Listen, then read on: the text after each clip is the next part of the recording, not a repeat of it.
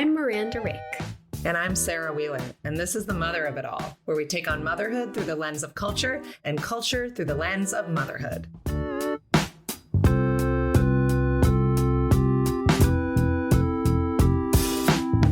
Sarah, it's so nice to see you. I know. I miss you. I mean, I see you a lot, but somehow I still miss you. I appreciate that. I miss you too. You know, even though we've been doing this for so long, I still, like... You still like You're me? still like a newer friend than old friend. You know, you're still silver, I guess. You know, well, you're becoming gold. Oh, like the song? Are we doing the make new friends and keep the old? Oh, okay. That song, I always thought that song was like hating on new friends, but it's saying new friends are good. Keep them both. Yeah, they're both good. Silvers, but there is a hierarchy between silver and gold. Like and I'm a gold girl, so it's particularly painful.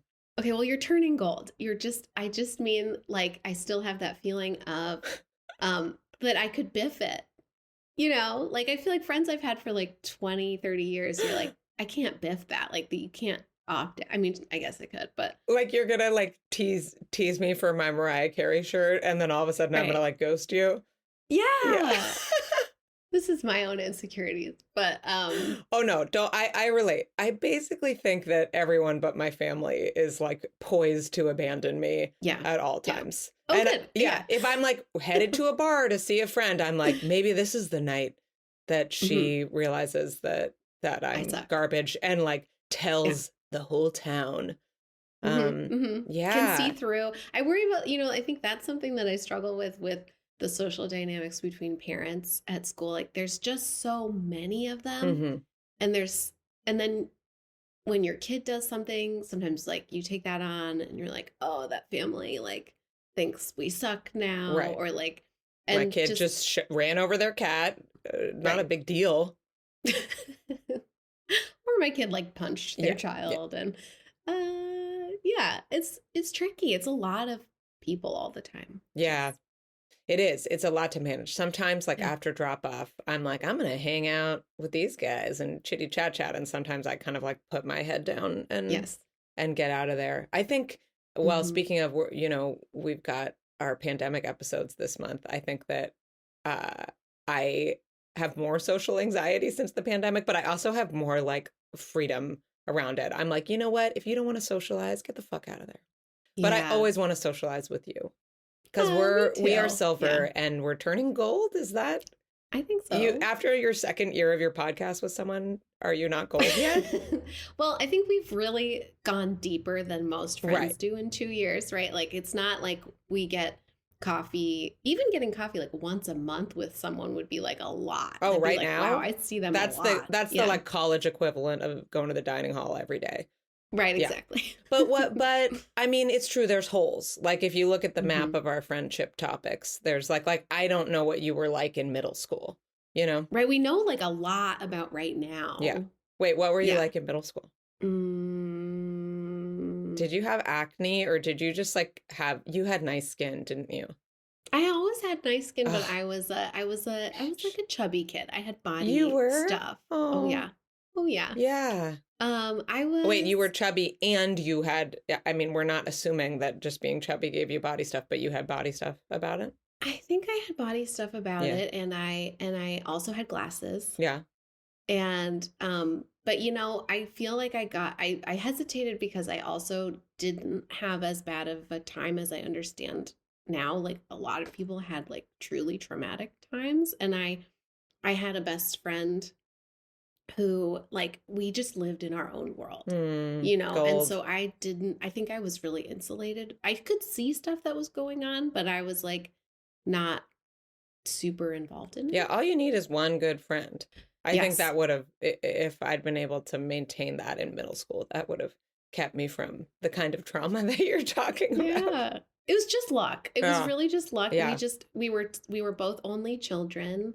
Our parents were really similar. We kind of looked alike, and we just like literally got lost in our own little things. And so I would just kind of put my head down. And we were both very like academically motivated. So I think I was really in it for the classes. I was like, I loved school. Yeah. Like I loved learning and like I loved getting A's. And I loved, I still do. Oh, the feeling. Anyway, yeah, I had a best friend too. School? I had acne, definitely with the acne. I also had body stuff. I like definitely by 12, I was like, oh, if I could only be anorexic, my life would be fine. And I definitely like would starve myself as long as I could and did a little bulimia. I don't want to co-opt the full-on identity, but I think I had what I would call disordered eating for, oh boy, 15, 20 years. Forever. Amongst us. And I did have a best friend, shout out Layla Schlack. And then we had like kind of a middle school style falling out. And then I became like the, target of the like classic middle school kind of like group think gang up where I was like iced out by all of my friends. That sounds horrendous. Yeah, it was pretty shitty. I like didn't want to go to school. And I mean, I can like, if I really go back there, I can like feel it. It's probably one of the worst feelings I've ever had. Yeah. God, but Layla and I really suck sometimes. Yeah, we've repaired as adults. Good. Yeah, we processed it. We like talked about it. It was pretty great. That's really nice. Yeah, she's a writer. Makes me happy. So there we go. Now are we gold? Yeah. Now we're gold. No, we are. I think my insecurity is that like, do you feel that we're gold? Like it's like I would want to say that we're gold, but like maybe that's jumping the gun. I don't want to hurt. Maybe I'm like, Miranda is so much. I can't believe she's asking me to be gold when we're obviously silver. I always worry that I'm too much. Like whenever I let someone in a little bit or I share something that's like how I really feel with like a friend, then you're like, oh, what's that? Yeah. Like, that's why I try never to tell people that I really like them. It's actually kind of, I'm a very enthusiastic person, but I do have difficulty like really telling someone how I feel. Like I get kind of like, yeah, whatever. Of course I love you. I had to write a birthday card to a friend the other day. And I was like, I was like coaching myself. I was like, Sarah, tell her how much you appreciate her. Like, tell her how much you love her. Because it's not.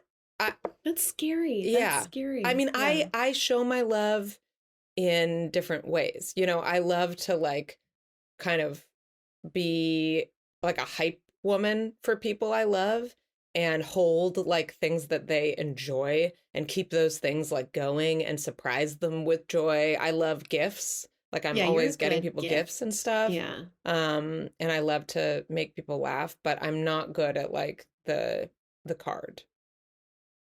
I feel like it's just, I guess it's just comforting to hear that we're all this way. Cause I think that we are all kind of out here being like, I really like that person, but there's no relationships great way to say it. Vulnerable. Yeah. Yeah. And I do wish we could be like kids and be more like, just like we're friends now, like, and then kind of like exchange all that the done bracelets. And that person's your friend. Yeah. I like that kind of stuff. Like I do kind of want to get matching tattoos with like everyone I'm friends with because I think it's like the friendship necklace. I'm like, then they can't go away, Yeah. So maybe we should, I mean, you want to do that? Yeah, I do. Totally. Yeah. I miss all that best friend stuff. I mean, like, and you don't want to pick just one. You just like, I miss all that kind of like ways of like, signifying. Do we want to like, would it be effective to like officially absolve each other from worrying that we're too much for one another? Yeah. Okay. Let's I absolve you. You can just be You're never too much for yourself. Me, Sarah. Yeah. Yeah. I like your too muchness. Yeah. I really do. Oh, thank you. Yeah, I am too much, but if it works for you, it's a nice thing. I think you're fun and wonderful all the time. I think you're smart and kind and thoughtful and generous. And I think you're a good mom. Oh, I'm going to cry. Oh, no. I thought we were going to talk about Instagram. How do we get on this? This is so much better. Suck it, Mark Zuckerberg. You're such a good mommy. Oh, thank you. Oh, okay. I can't. I think that's one of the beautiful things, though, is to watch your friends be parents, and then also like become friends with other parents and observing their parenthood and how easy it is for me to see like someone being a good parent, like, oh, little tiny moments at pickup or drop off or whatever. And the more you learn about people, the more you know their struggles, like know what may trigger them about their child, or what, you know, what they're working on with them. And so you also recognize the little moments when maybe they're working really hard to stay calm. Yeah, and you don't judge them the way you judge yourself. Because right, you don't have that thing of just like, but you're doing what your parents did, you know, right. whatever. You just see them doing a good job. You're like, oh, that was a tough moment, and they do you say that so it? Well. Do you tell people? I mean, you told me, but you know, do you tell like, your silver friends? You wait for like or the even crisis moment, right? Or it's usually when they apologize for something that happened between the kids or something, and then you take the minute to be like, "You're a great," you know. I think I'm looking for the moment always, but I don't just like say it. I like to do it a lot. I'm trying to get better again. That like I said with like the saying things. I just bought a big box of thank you cards because I have this list of like thank yous, like the doctor that didn't give up on me and helped me diagnose my vestibular disorder, even though I like wasn't even really her patient. My friend's stepdad who like stood with me while I lay in a gutter when I was in my bike accident in the fall and just like kind of made sure that I was safe and like was so gentle and didn't kind. leave you alone. Yeah. So but I have these things in my head, but then I never send them. And you always think that like other people know how great they are. But here we are talking about how like, please give us some thank you notes. So I do try to tell people that they're good parents. I think also I'm in the habit of it from my parent coaching, because a lot of the parent coaching is just, you know, it's strategy and skill a little bit, but it's also just like self-acceptance and kind of stopping to notice when you're doing a good job and you're trying, because, you know, our brains are kind of constructed to just focus on the hard things. Yeah. Yeah. Yeah. Yeah. I mean, we talked about this before where you said like what's like the hack for life, or life's hack. That's Max's phrase. Max is like, mama. Yeah, you discovered life's hack. What's life's hack? Well, like self-compassion, right? And life's hack is self-compassion. Bam. I totally feel, and I'm not saying like I'm good at it. I'm just saying like that is, I believe, the key to like all of my parenting insecurities. Yeah. Is pretty much being nicer to myself. Well, can I bring up to a good friend of self-compassion, which I would call permission. That actually connects to something I know you want to ask me about today, which is the Sunday community dinners that we're starting. Actually, this very night is our first one. Yeah, I wish I could go. I wish you could. I mean, you know, Alaska, sometimes it has good last minute deals. Yeah, I think that for me, I always want to build community. And I have all these ideas about how to be with other people. But the thing that we just talked about for 20 minutes about like being a lot, or like sometimes I will offer something and like no one responds, and it's hard to move on and not feel like no one likes me. But I'm really glad you said that, because that happens to me. Totally. Oh my God. I'm always the person that's like, I'm making this into a thing, you know, come to this dance class, and then it's like crickets. Like, no one wants to do this. Right. Like, but I'm so, you know, the state of the world and my age and whatever, I'm getting acne back again. It's like, what do I have to lose? So we did, when my husband and I were on vacation together, I was like, one of the things I want to get out of this is taking a minute to think about like how we want to show up in the world right now and in our communities. And one of the things that we talked about a lot was that when we left the co-housing community in the fall and we moved to our own house, that we wanted to get the joys of, you know, having this house that could really be our own, but we didn't want to fall into the trap of kind of like separatism. And we wanted to use this space that we had to create community instead of to like isolate ourselves and only care about our family. So we finally, you know, put this out into the world that we wanted to have Sunday potlucks here. And I just went on WhatsApp and I said, I am taking the liberty of making a WhatsApp group for these Sunday potlucks. You've been invited. You can totally get, you know, take yourself out of it and no problem. But I invited like maybe 7 families that we love that kind of live near us.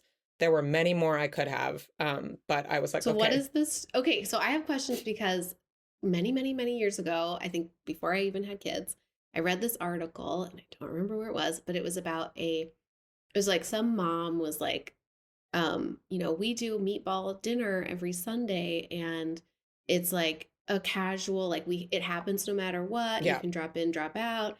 And we've been doing it for like 8 years, and we have this beautiful community. And it sounded like a fantasy. Like I was like, I will never be this incredibly casual person who's just like, I don't care if it's 30 people or 2. Right.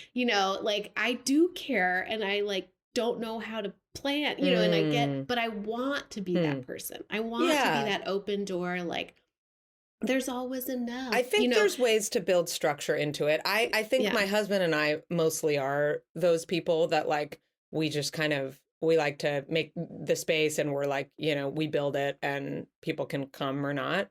So tell me what you sent out. What so we sent out, we said, we're going to try doing Sunday potlucks at our house. It's 5 to, I said, for ease, I just created a group. Again, like I'm not trying to we're not having some conversation about when it's happening or if you want to be involved. And it's going to be 5:00. Here's a spreadsheet. That's just a little, whatever Google Sheets thing that I got from my women's group. That's just like some slots for appetizers, sides, mains, dessert, drinks. You don't have to have like rules about it, but it just kind of shows people the scope. And my experience with doing potluck very often in co-housing was like people will orient themselves to that, and like sometimes you will have better, more balanced meals than others, but it's like it does work out. And if there isn't enough food or it's not balanced, someone will always be like, I'll just go out to the corner store and get some pizza bagels. Like you kind of, I think it's designed to be a little janky because that's easier. And also because it provides opportunities for people to show up for one another. Yeah. So that's what at the beginning of these potlucks, I would be very nervous as a parent that there wouldn't be things that my kids would eat. And then we just made the request, if you're someone every time, make pasta or rice and have it on the side, not mixed in and then we're good. But the thing is that when it doesn't work, people get creative. And I think that is this ingredient too, that's community building. I read this last week, like someone doing a come as you are like party. And it's like you... Like the sex workbook? No. Oh, I thought we were talking about the Emily Nagoski sex workbook. That's another kind of party. I need to read that. I still haven't read any of those sex books. It's, I can summarize it for you. Accelerators and decelerators, and also nothing's wrong with you. Just like be the, there's no right way to sex.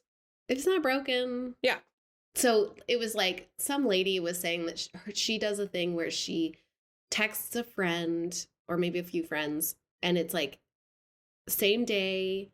The only rule is that you can't buy anything to go to her house. It's like, come to my house.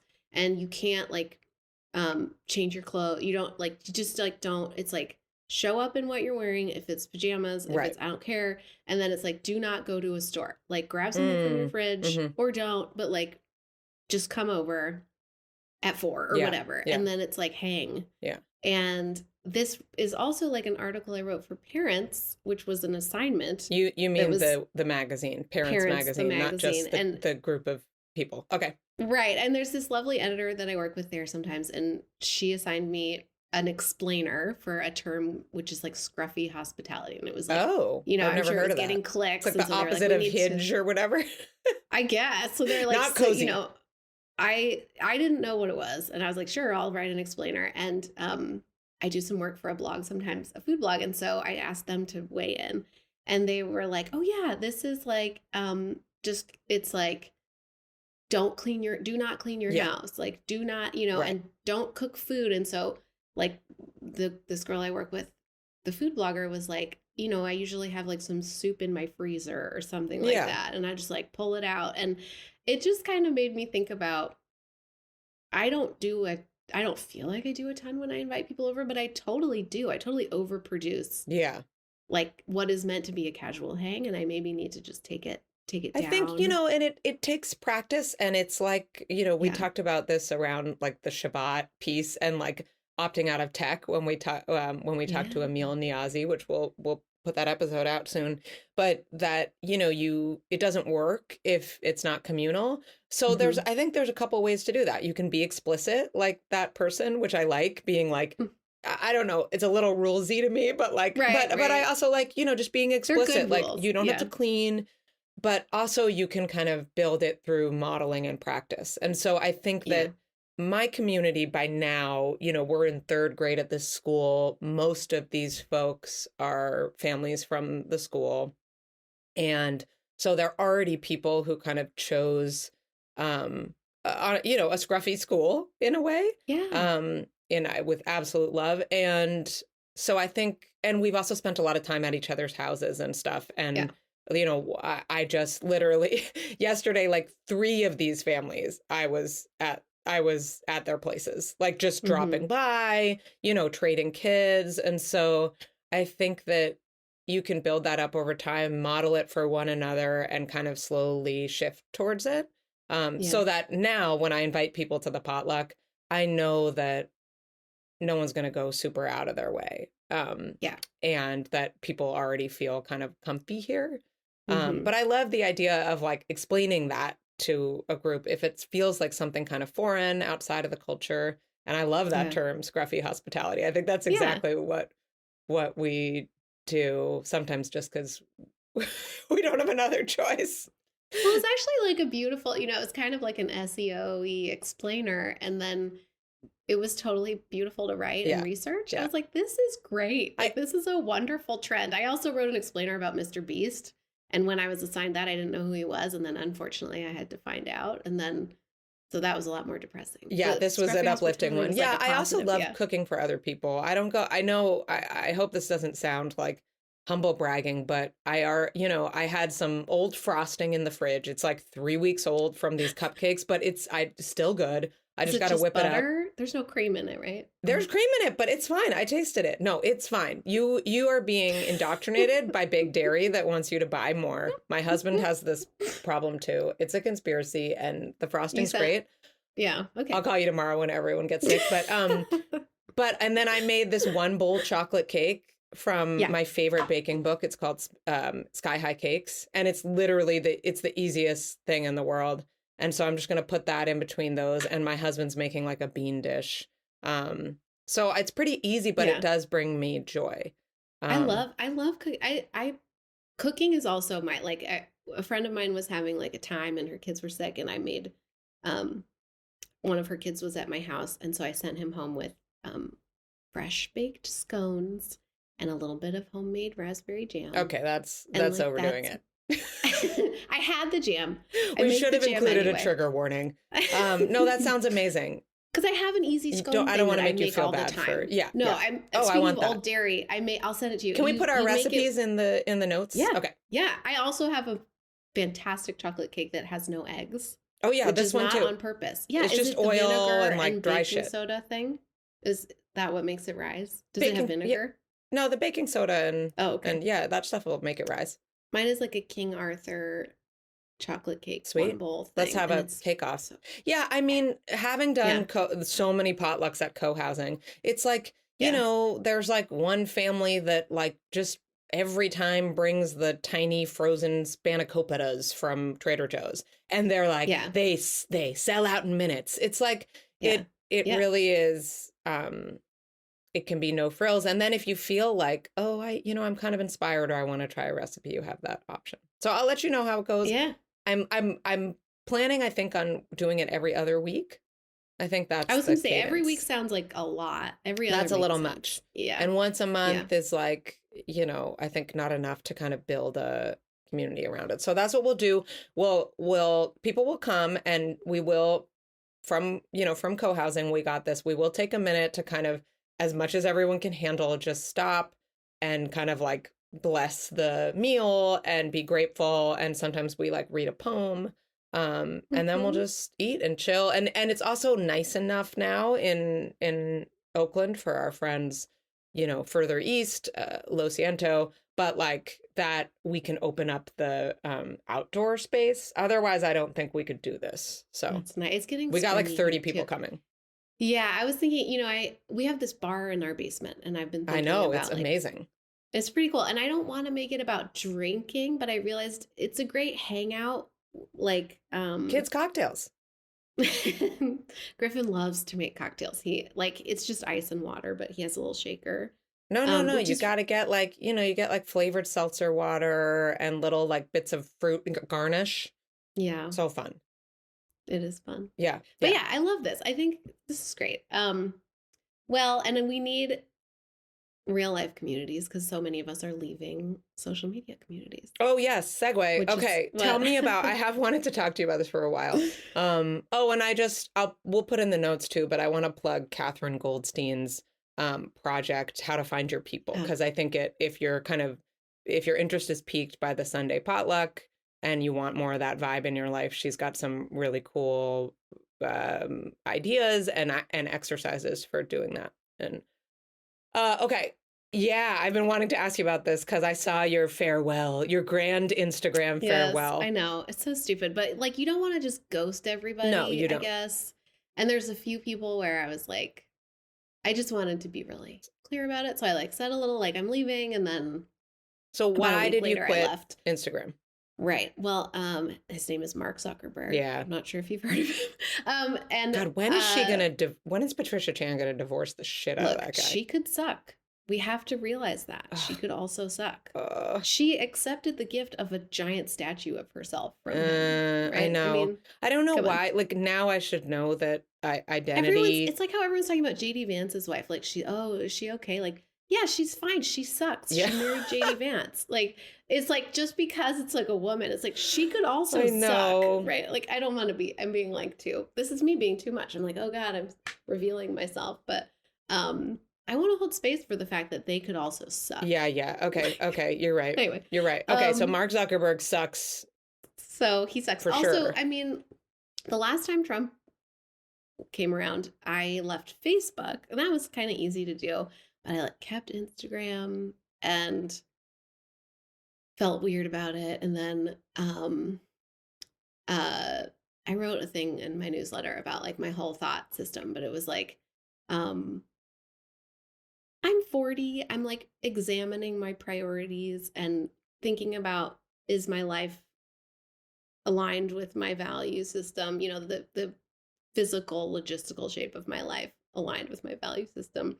And to the extent that it even can be, right? Mm-hmm. I think we live in a free market capitalist society. This is not super easy to be aligned with my value system as a caregiver. And there's a lot of forces trying to get you to not live your values. Right. Yeah. Right. And it can be very hard. And so, but since the election, and I feel this is kind of a silver lining because we are not the only people doing this. It feels when I mention it, it's everybody's doing this. Leaving Instagram. Yeah, leaving Instagram or stopping their Prime, canceling Prime. Yeah.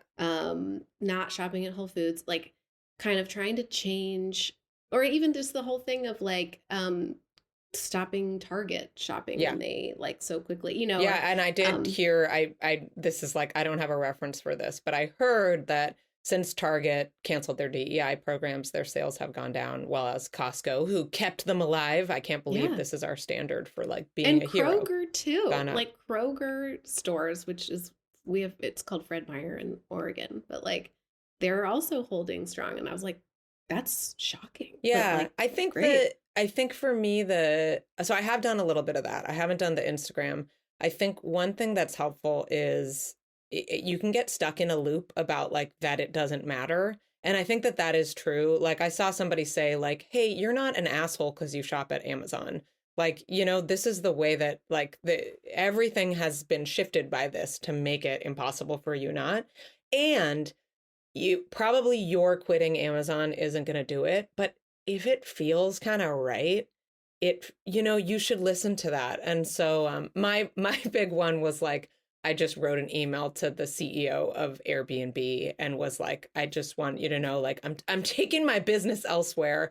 I will be verboing and home exchanging, and because, I don't like your politics and I don't want to add, sense even to the pocket of people who are really stoked about Trump. Well, I think that, not to make it about yoga, but what I have learned, I'm also on this like yoga journey, and I am trying to learn about so it's about self-regard, like the practice of yoga, which is not just like postures, but it's also meditation and this whole like system of way of being. And like the whole goal is like the union of like body, mind, spirit. And like yoga means yoga, like union, and trying to be connected to yourself so that you can hear yourself. And that the idea is that if we all walked around like in that state of being, like the whole world would be a better place. Yeah. And then but you have to get yourself there posture. First. Right. And so like, I think for me, I'm like, oh, I have felt crappy about the ways in which I'm not living, what every single time I like place an Amazon order, I'm like, right. I'm ignoring something about my inner experience when I do this. Yeah. Yeah. I think that's a better framework than I'm a bad person if I keep doing it. Right. It's like no one's actually motivated by that. And I think it is okay to say, it doesn't have to be about you, but like, I'm bad, but you can see the bad system and you can acknowledge your role in it. Yeah. Like accountability, like personal accountability. And like, can I do this differently? And is it maybe a slight hassle to do it differently? Like totally. And then, but maybe I can just get over that hassle and like try it. So try doing it. Do you feel more like aligned being off of Instagram?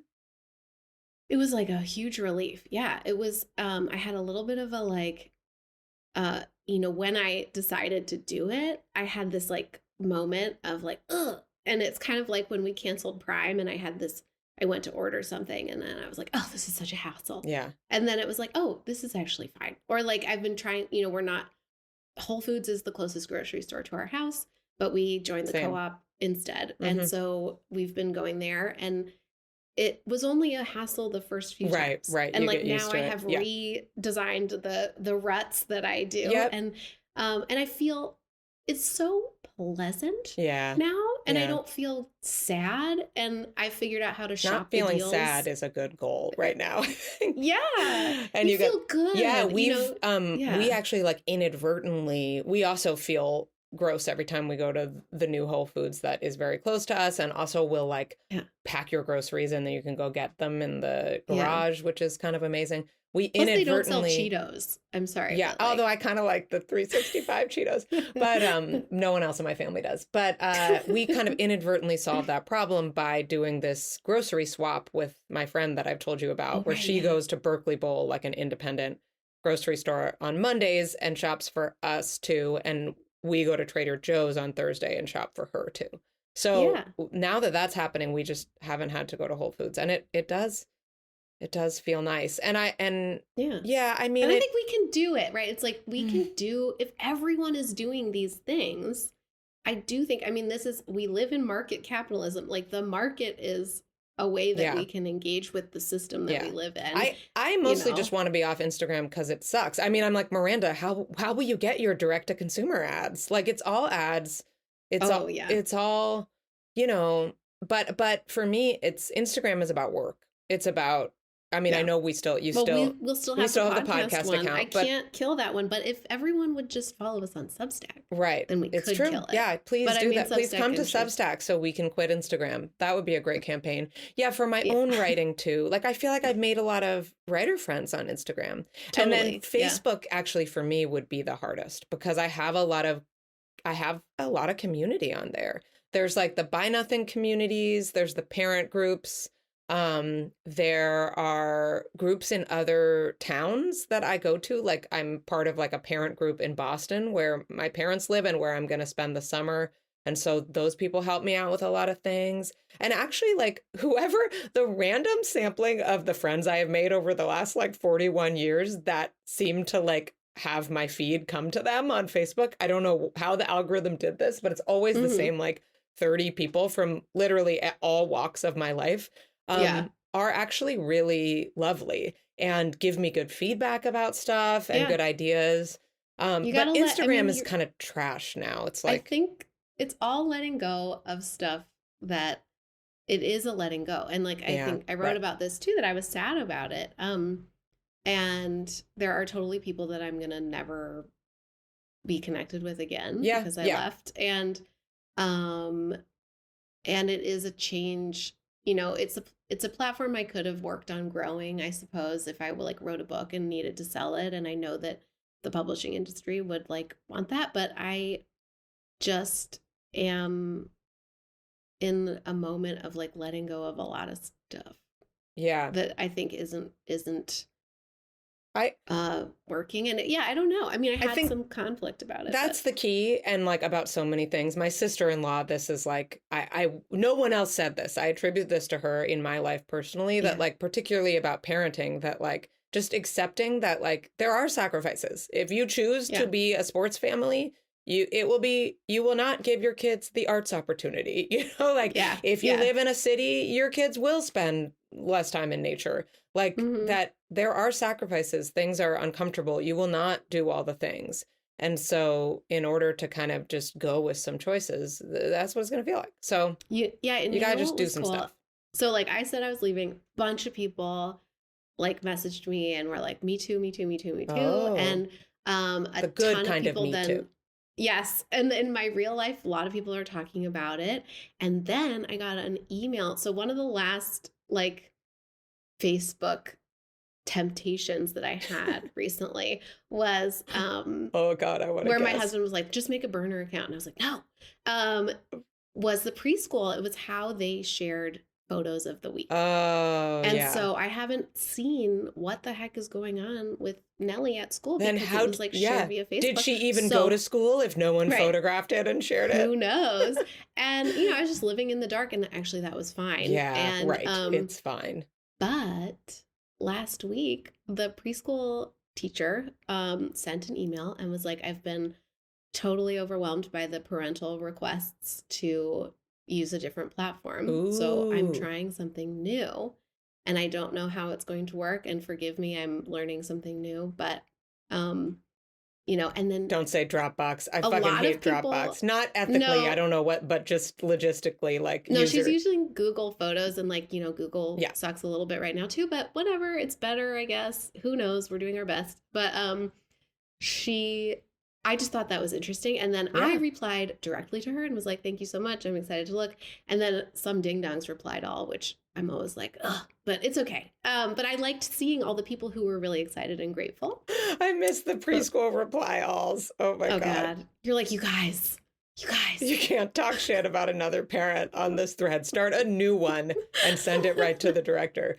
Oh, sigh. So anyway, so I do think this is everywhere right now. And that feels, you know, Meta has sucked for a long time. Mm-hmm.